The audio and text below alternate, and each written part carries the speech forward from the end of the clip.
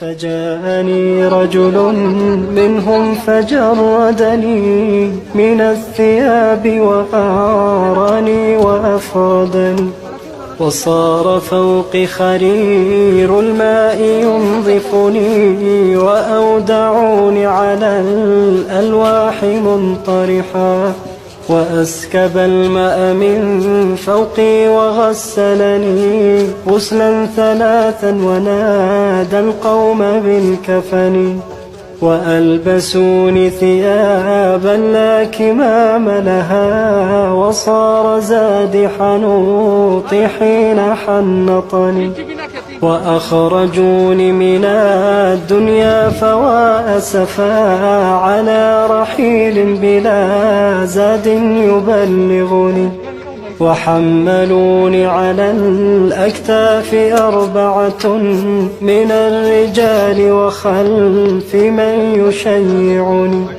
وقدموني إلى المحراب وانصرفوا خلف الإمام فصلى ثم ودعني، صلوا علي صلاة لا ركوع لها ولا سجود، لعل الله يرحمني، وأنزلوني إلى قبري على مهل، وقدموا واحدا منهم يلحدني، وكشف الثوب عن وجهي لينظرني، وأسبل الدمع من عينيه أغرقني، فقام محترما بالعزم مشتملا، وصفف اللبن من فوقي وفارقني، وقال هلوا عليه التربى واغتنموا حسن الثواب من الرحمن ذي المنن، في ظلمة القبر لا أم هناك ولا أب شفيق ولا أخ يؤنسني، وهالني صورة في العين إذ نظرت من هول مطلع ما قد كان أدهشني، من منكر ونكير ما أقول لهم، قد هالني أمرهم جدا فأفزعني، وأقعدوني وجادوا في سؤالهم، ما لي سواك إله من يخلصني، فامنن علي بعفو منك يا أملي، فإنني مثق بالذنب مرتهن، تقاسم الأهل مالي بعدما انصرفوا، وصار وزري على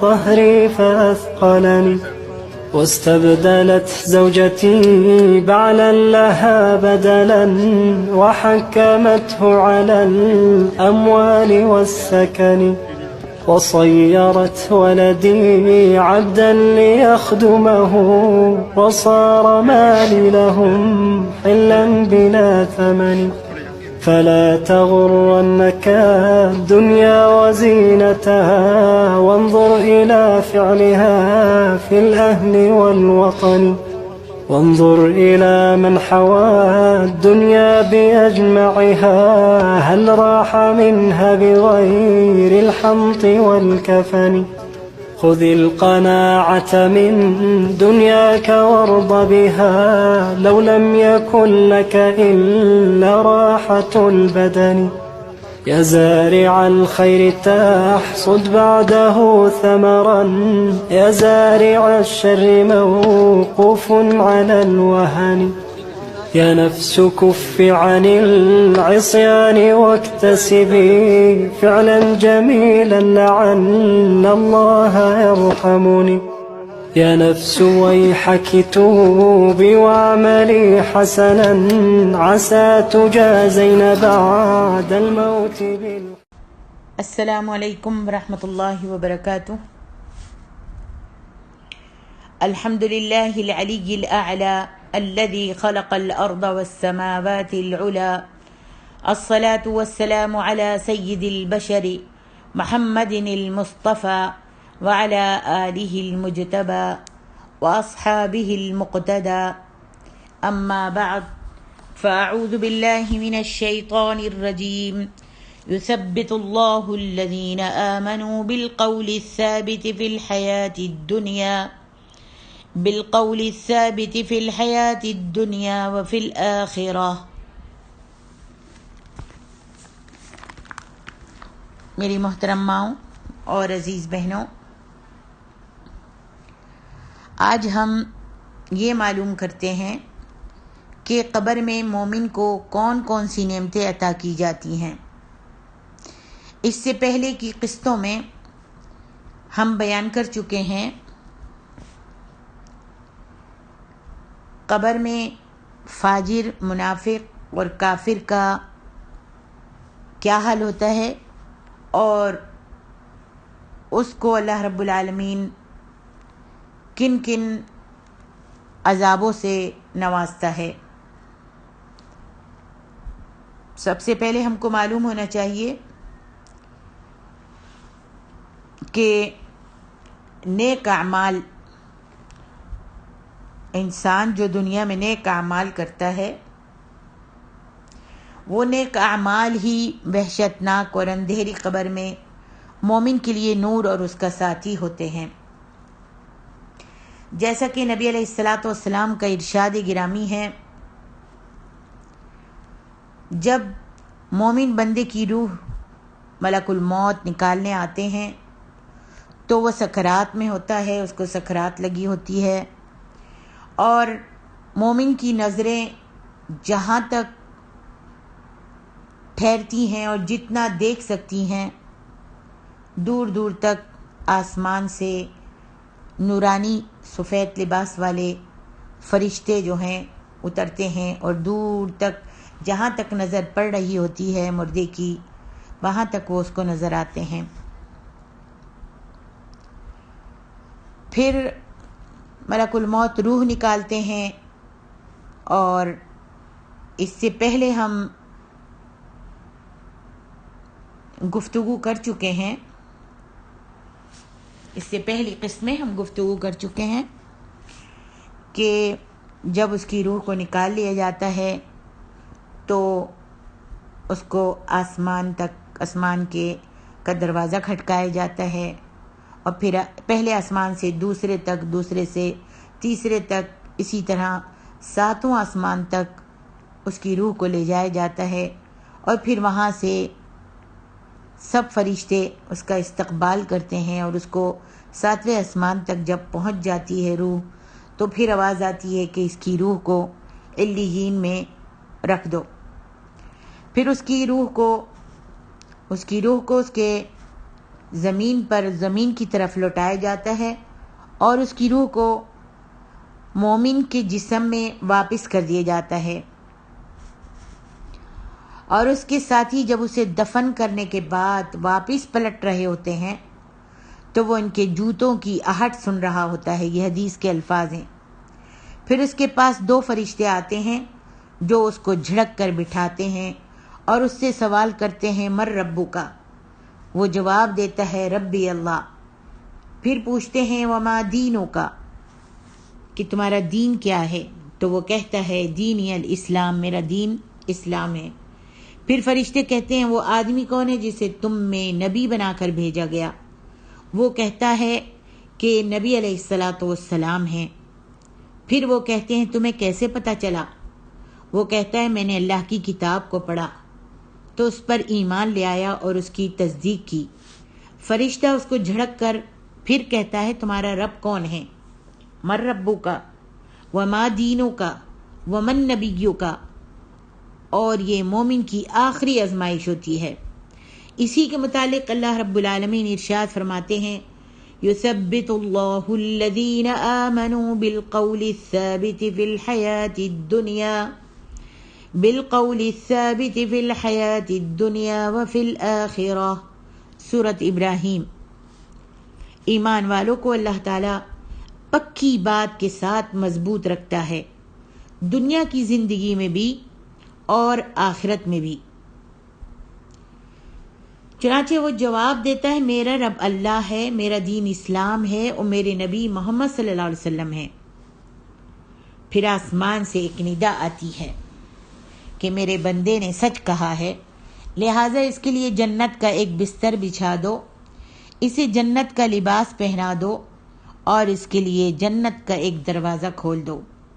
نبی علیہ السلام نے فرمایا، چنانچہ اس کے پاس جنت کی خوشبو اور اس کی نعمتیں آتی ہیں اور اس کی قبر کو جہاں تک اس کی نگاہ پہنچتی ہے وسیع کر دیا جاتا ہے۔ اللہ اکبر۔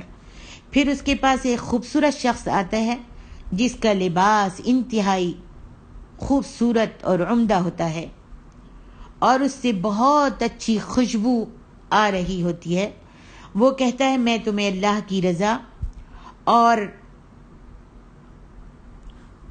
اللہ کی رضا کی خوشخبری ہو جن میں تم ہمیشہ، وہ کہتا ہے تمہیں اللہ کی رضا کی خوشخبری ہو کہ اللہ تم سے راضی ہے،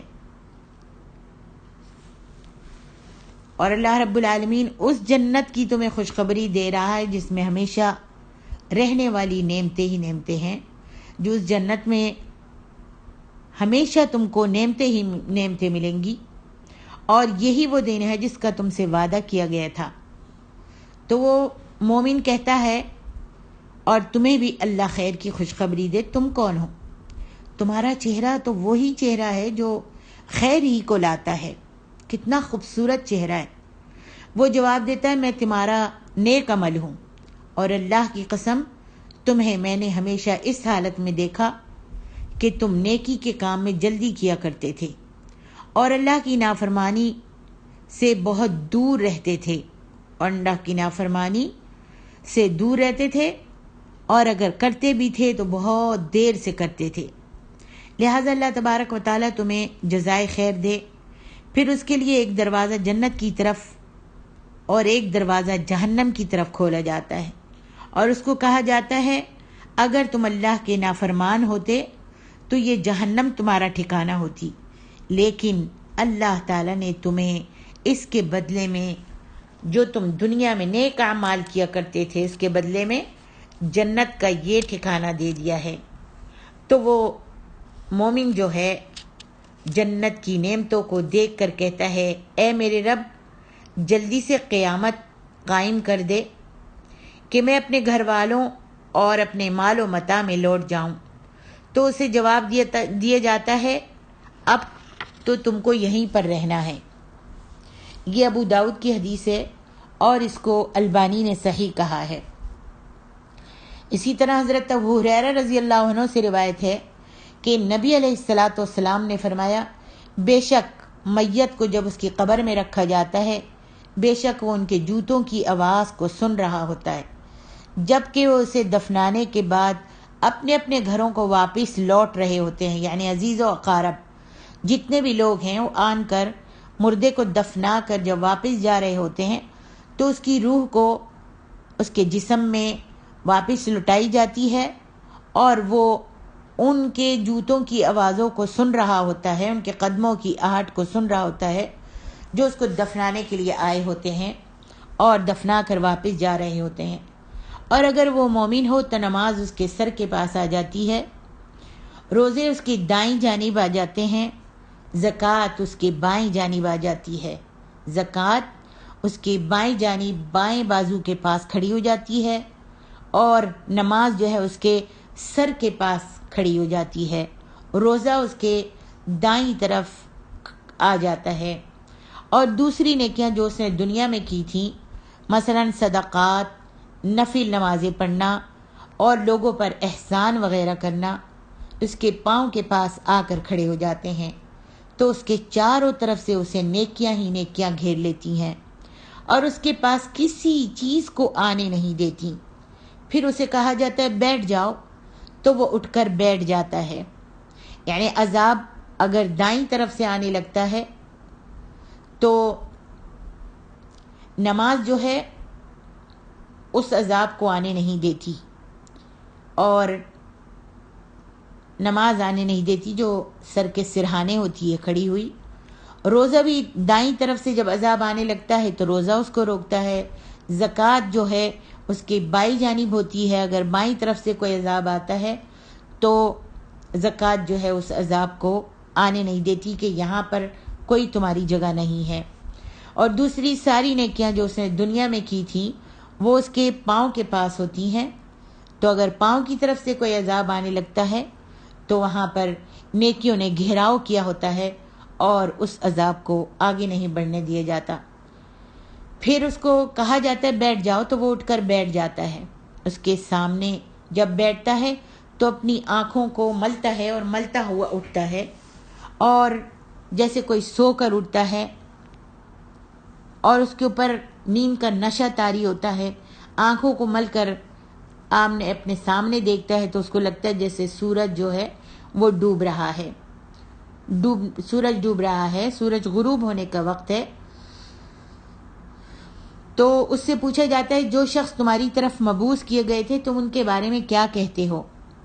اس سے سوال جواب کیے جاتے ہیں من ربک وما دینک ومن نبیک. وہی سوال جواب اس سے کیے جاتے ہیں. تو وہ اپنی آنکھوں کو ملتا ہوا کہتا ہے کہ دعونی دعونی اصلی دعونی دعونی اصلی، مجھ کو چھوڑو مجھ کو چھوڑو، سورج غروب ہو رہا ہے، مجھے نماز پڑھنے دو. اللہ اکبر اللہ اکبر. تو فرشتے کہتے ہیں نماز بھی پڑھ لو گے، اب تم نے نماز دنیا میں پڑھ لی، اب جو ہم تم سے سوال کر رہے ہیں ان ہمارے سوالوں کا جواب دو. اللہ اکبر. اور یہ کون ہے جو سورج کہے گا کہ سورج ڈوبنے کا وقت ہو رہا ہے، سورج غروب ہو رہا ہے، مجھے نماز پڑھنے دو؟ یہ وہی انسان کہے گا جو دنیا میں تک و دو کیا کرتا تھا، نماز کی فکر کیا کرتا تھا، نماز کو وقتوں پر ادا کیا کرتا تھا.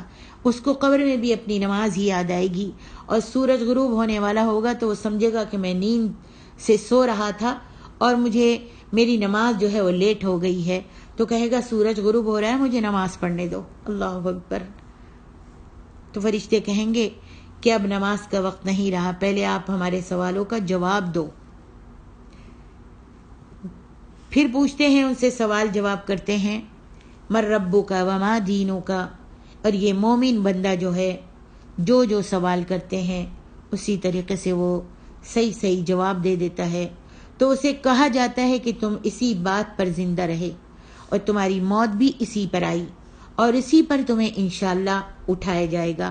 پھر اس کے لیے جنت کا ایک دروازہ کھول دیا جاتا ہے اور اس کو کہا جاتا ہے یہی تمہارا ٹھکانہ ہے، اور اس میں اللہ تعالیٰ نے جو نعمتیں تیار کی ہیں وہ ساری کی ساری تمہاری ہیں. اللہ اکبر.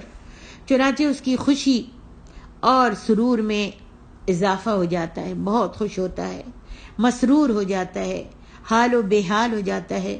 پھر جہنم کا ایک دروازہ کھول کر اس کو کہا جاتا ہے یہ تمہارا ٹھکانہ ہوتا اگر تم اللہ کی نافرمانی کرتے، دنیا میں اگر تم نیک اعمال نہ کرتے، نمازوں کی پابندی نہ کرتے، صدقہ و خیرات کی طرف، احسان کی طرف تمہارا دھیان نہ ہوتا، تمہارا سلوک اگر لوگوں کے ساتھ اچھا نہ ہوتا، حقوق اللہ اور حقوق العباد میں تم نے کمی کی ہوتی تو تمہارا ٹھکانہ یہ ہوتا.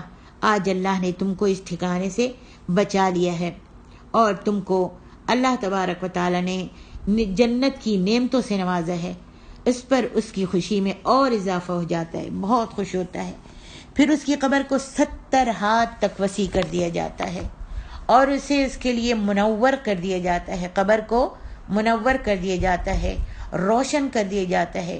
اس کی قبر کو آپ دیکھ لیجئے، قبر کا گڑھا تو صرف 1.5 میٹر کا، 1.5 گز کا ہے، اور وہاں پر کیا ہے، اندھیرے ہی اندھیرے ہیں قبر میں. اللہ اکبر.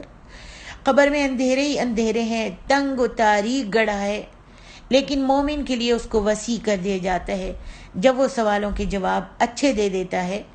اس لیے اچھے نکلتے ہیں اس کے منہ سے جوابات کہ وہ دنیا میں نیک اعمال کرتا تھا، صالح اعمال کرتا تھا، اور ہمیشہ برائیوں سے اور غیبت سے اور چغلی سے اور برے کاموں سے بچتا تھا. اس کی قبر کو وسیع کر دیا جاتا ہے اور اس کی قبر کو منور کر دیا جاتا ہے، روشن کر دیا جاتا ہے، اور اس کے جسم کو اس چیز کی طرف لوٹا دیا جاتا ہے جس سے اس کو شروع کیا گیا ہوتا ہے. پھر اس کی روح کو ان پاکیزہ پرندوں کے اندر پہنچا دیا جاتا ہے جو جنت کے درختوں سے کھاتے ہیں۔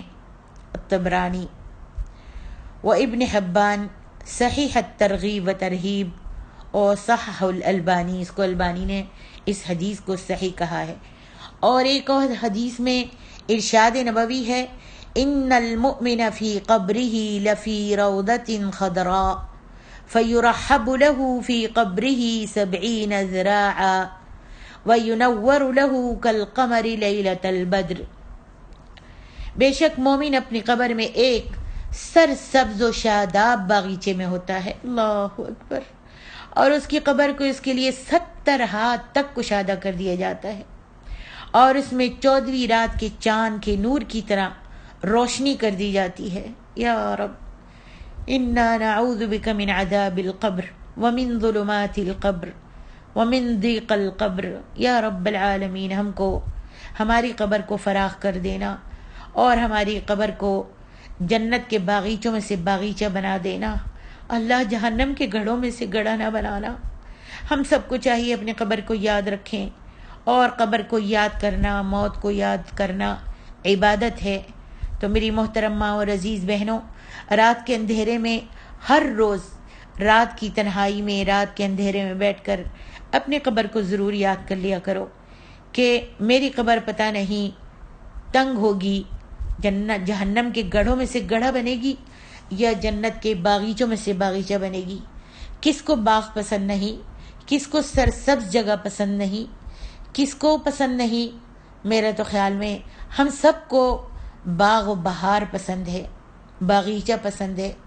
تو جو مومن انسان ہوگا، جو نیک اعمال کرتا رہا ہوگا، جو گناہوں سے بچتا رہا، جو سیئات سے منہ موڑتا رہا، اس کو تو سبحان اللہ میری محترم ماں اور بہنوں، اس کی قبر کو کھولا بھی جائے گا، وسیع بھی کیا جائے گا، کشادہ بھی کیا جائے گا، اور اس میں سبحان اللہ 14ویں رات کے چاند کے نور کی طرح سے روشن بھی کر دی جائے گی اس کی قبر کو۔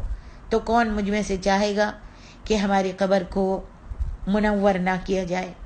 اور اس وقت ہی منور ہوگی نا ہماری قبر جب ہم تک کو دعا میں لگے رہیں گے، جب ہم قبر کو یاد کریں گے، جب ہم قبر میں ہونے والے عذابوں سے بچنے کے لیے نیک اعمال کریں گے۔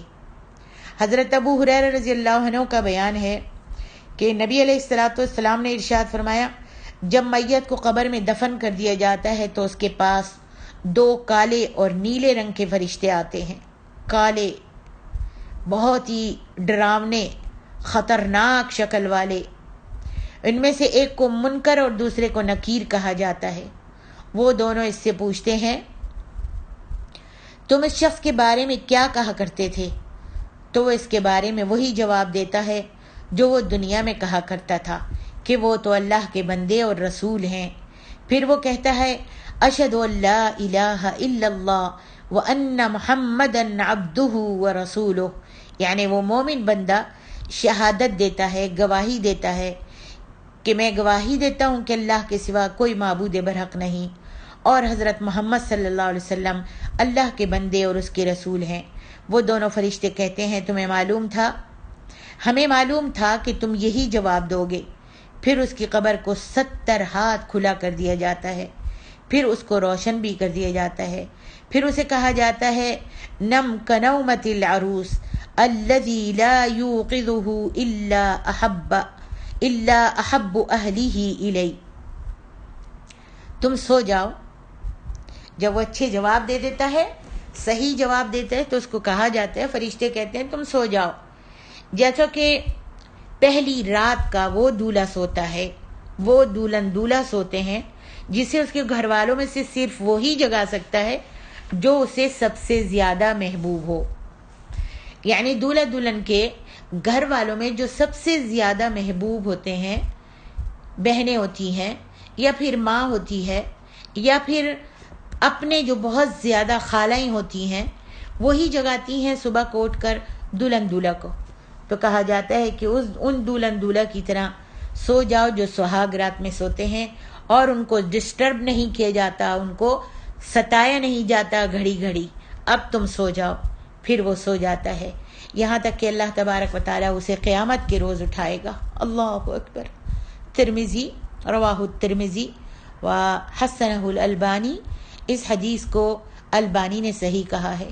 آئیے اپنے رب العزت سے دعا کرتے ہیں کہ وہ ہم سب کا خاتمہ ایمان اور عمل صالح پر فرمائے، ہماری قبروں کو منور کر دے اور ہم سب کو عذاب قبر سے محفوظ رکھے، آمین یا رب العالمین۔ میری محترم ماں اور عزیز بہنوں، جیسا کہ میں پہلے بتا چکی ہوں کہ قبر میں مومن کو جنت کی نعمتیں عطا کی جاتی ہیں، اور مومن کا عمل ہی اس کا بہترین ساتھی ہوتا ہے۔ مومن کے نیک اعمال اس کے بہترین ساتھی ہوتے ہیں جو اس کی قبر کو منور کرتا ہے۔ اس کے علاوہ بعض اعمال ایسے ہیں جو خاص طور پر مومن کو عذاب قبر سے نجات دلانے والے ہیں۔ اب میں وہ بیان کرتی ہوں کہ کون سے اعمال ہیں، خاص اعمال کون سے ہیں جو مومن کو قبر کے عذاب سے نجات دلاتے ہیں۔ نمبر 1، حضرت سلمان رضی اللہ عنہ سے روایت ہے کہ نبی علیہ الصلاۃ والسلام نے فرمایا، رباط یوم ولیلۃ خیر من صیام شہر وقیامہ وإن مات جرى عليه عمله الذي كان يعمله وأجري عليه رزقه وأمن الفتان۔ مسلم۔ دشمن کی سرحد پر اللہ کے راستے میں ایک دن اور ایک رات پہرا دینا، دشمن کی سرحد پر اللہ کے راستے میں ایک دن اور ایک رات پہرا دینا ایک ماہ کے روزوں اور اس کے قیام سے بہتر ہے۔ سبحان اللہ۔ اور اگر وہ اسی حالت میں مر جائے، یعنی پہرا دیتے دیتے مر جائے، دشمن کی سرحد پر اللہ کے راستے میں پہرا دیتے دیتے مر جائے، تو اس کا وہ عمل جاری رہتا ہے جو وہ کیا کرتا تھا، یعنی قیامت تک وہ پہرے داروں میں ہی لکھا جاتا ہے اور اسی پر اس کا رزق جاری کر دیا جاتا ہے اور اسے آزمائش میں ڈالنے والے یعنی عذاب قبر سے محفوظ کر دیا جاتا ہے۔ سبحان اللہ۔ نمبر 2، جن کو عذاب قبر سے اللہ تعالیٰ محفوظ رکھتا ہے، دوسرا وہ ہے حضرت مقداد بن معاد یکرب رضی اللہ عنہ سے روایت ہے کہ نبی اکرم صلی اللہ علیہ وآلہ وسلم نے فرمایا، شہید کے لیے خصوصی طور پر اللہ کے ہاں 6 انعامات ہیں۔ شہید کے لیے، آپ جانتی ہیں شہید کس کو کہتے ہیں؟ جو کافروں سے جنگ کرتے کرتے شہید ہو جائے، ان کو قتل کرتے کرتے خود بھی مارا جائے، اس کو شہید کہتے ہیں۔ تو اس کے لیے اللہ رب العالمین کے پاس 6 انعامات ہیں۔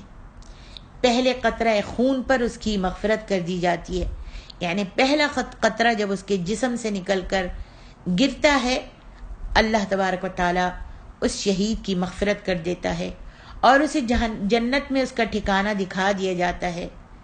اللہ اکبر۔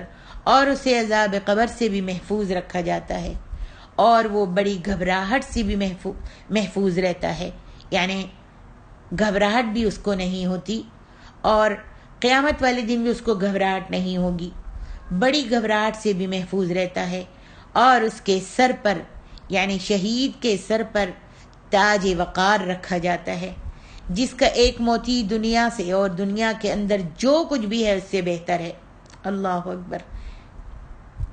اور اس کی موٹی آنکھوں والی حوروں میں سے 72 بیویوں سے شادی کی جائے گی اور اس کے 70 رشتہ داروں کے بارے میں اس کی سفارش کو قبول کیا جائے گا۔ سبحان اللہ۔ یہ ترمذی کی حدیث ہے اور اس کو البانی نے صحیح کہا ہے۔ اس حدیث میں جس شہید کے فضائل ذکر کیے گئے ہیں، یہ وہ شہید ہے جس میں شہدائے احد کی شرائط موجود ہوں۔ سب سے پہلے تو وہ موحد ہو، شرک نہ کرتا ہو، اگر کبھی زندگی میں اس سے شرک ہو گیا تو اس نے اس شرک سے توبہ کر لی ہو، وہ مسلمان سپہ سالار کے جھنڈے تلے جمع ہو کر لڑنے والی فوج میں کلمت اللہ کو بلند کرنے کی خاطر کفار سے قتال کرتے ہوئے، کفار سے لڑائی کرتے ہوئے مارا جائے، وہ میدان قتال میں زخمی ہو کر مرا ہو۔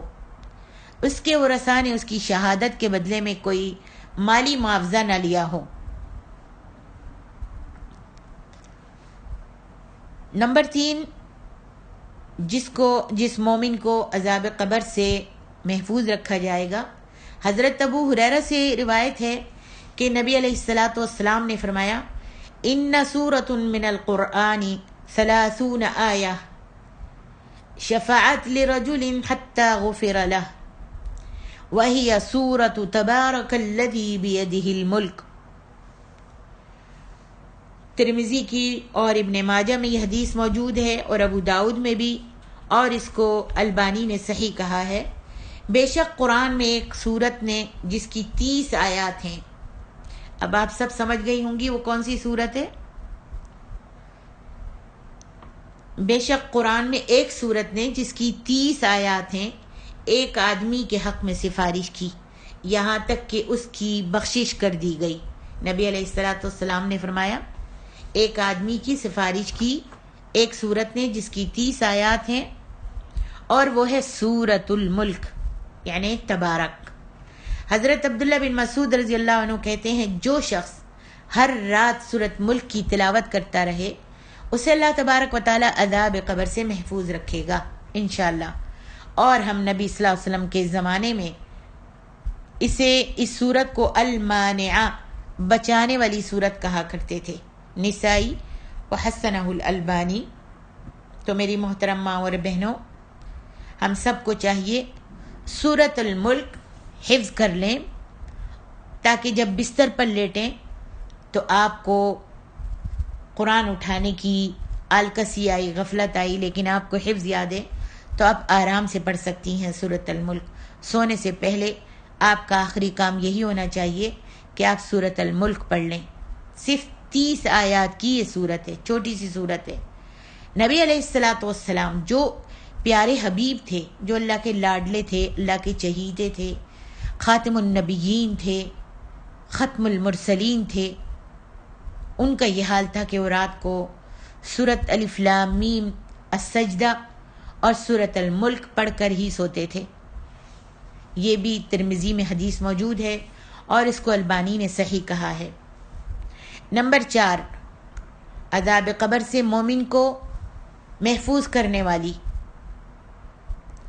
حضرت عبداللہ بن یسار بیان کرتے ہیں کہ میں بیٹھا ہوا تھا کہ حضرت سلیمان بن سرد رضی اللہ عنہ اور حضرت خالد بن عرفہ رضی اللہ عنہ نے آپس میں یہ بات ذکر کی کہ ایک آدمی فوت ہو گیا ہے، اور اس کی موت پیٹ کی بیماری کی وجہ سے آئی ہے۔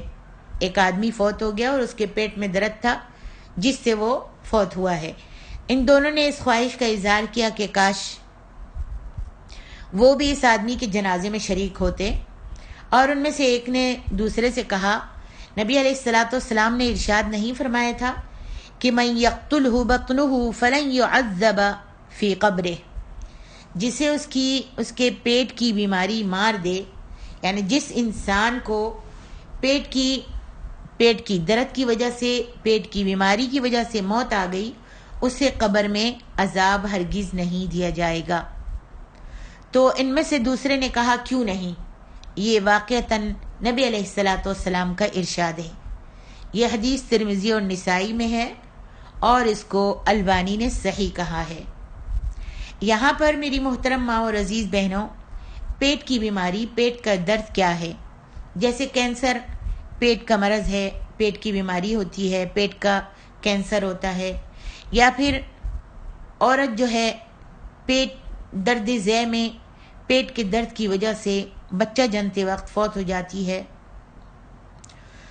تو اگر اس درد کی وجہ سے، پیٹ کے درد کی وجہ سے اگر کوئی فوت ہو جاتا ہے، تو انشاءاللہ اللہ کے رسول کا فرمان ہے کہ اس کو عذاب قبر سے محفوظ رکھا جاتا ہے۔ اللہ اکبر۔ اور اسی طریقے سے 5واں وہ شخص جس کے بارے میں نبی علیہ الصلاۃ والسلام نے ارشاد فرمایا، حضرت عبداللہ بن عمر عمرو بن العاص رضی اللہ عنہ کا بیان ہے کہ نبی صلی اللہ علیہ وسلم نے فرمایا، ما من مسلم یموت یوم الجمعۃ او لیلۃ الجمعۃ الا وقاہ اللہ فتنۃ القبر۔ یہ ترمذی کی حدیث ہے، اور اس کو البانی نے صحیح کہا ہے، جس مسلمان شخص کی موت جمعے کے دن یا جمعے کی رات کو آئے اللہ تعالیٰ اسے قبر کے فتنے سے بچا لیتا ہے۔ بعض علماء نے کہا کہ صرف یوم الجمعہ اس کے عذاب میں تخفیف کر دی جاتی ہے اگر وہ مومن ہے تو الحمدللہ،